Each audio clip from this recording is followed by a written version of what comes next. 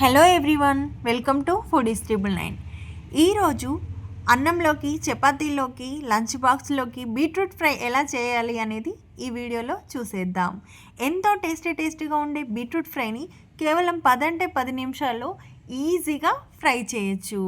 వేడి అన్నంలో నెయ్యి వేసి తింటే ఆహా, అసలు ఆ టేస్ట్ మామూలుగా ఉండదు. మీరు ట్రై చేయండి.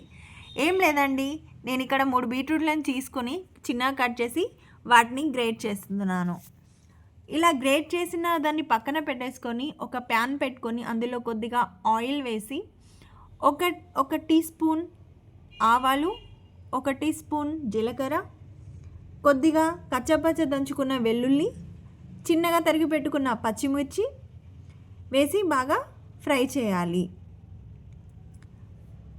రంగు మారేంతవరకు వీటిని ఫ్రై చేసుకున్నాక మనం చిన్నగా తరిగి పెట్టుకున్నటువంటి ఉల్లిపాయ ముక్కల్ని, అలాగే దాంతోపాటు కరివేపాకుని వేసుకొని బాగా ఫ్రై చేయాలి. కొద్దిగా పసుపు వేసి ఒక 5 నిమిషాలు మనం మూత పెట్టేసి దాన్ని ఫ్రై అయ్యే విధంగా ఉంచుకోవాలి. సో ఇలా రంగు మారిన తర్వాత మనం ముందుగా గ్రేట్ చేసుకున్నటువంటి బీట్రూట్ని ఇందులో వేసుకొని మిక్స్ చేసుకోవాలి.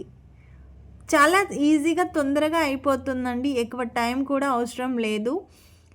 మనం ఏ టైంలో అంటే ఆ టైంలో కేవలం 10 నిమిషాల్లోనే మనం ఈజీగా చేసుకోవచ్చు. సో చూస్తున్నారు కదా, మనం బీట్రూట్ని ఇలా బాగా మిక్స్ చేయాలి.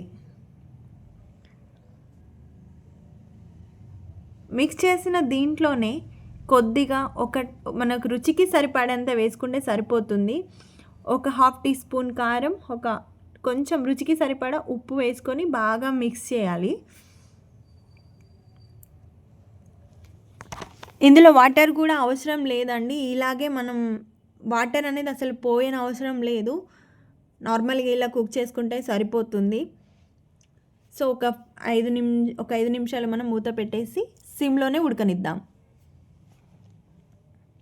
సో 5 నిమిషాల తర్వాత మనం మూత తీసి చూసారు కదా, ఫ్రై అయిన తర్వాత మనం ముందు వేసినప్పుడు ఒక రంగు ఉంది, ఫ్రై అయిన తర్వాత ఇంకో రెడ్డిష్లో వచ్చింది.